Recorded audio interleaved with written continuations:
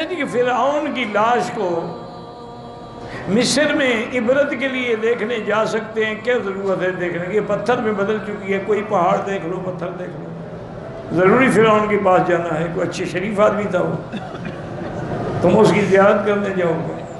ہر وہ کام جو الٹا ہو مسلمان وہی کرتا ہے۔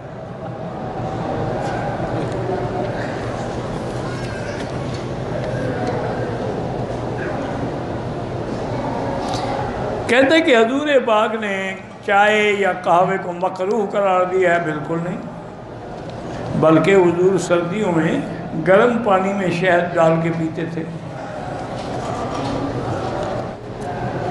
میرے پیسے گم ہو گئے ہیں، انا للہ و انا الیہ راجعون کی تسبیح پڑھتے رہیں اور تلاش بھی کرتے رہیں۔ من مکہ حبیبی نور سطع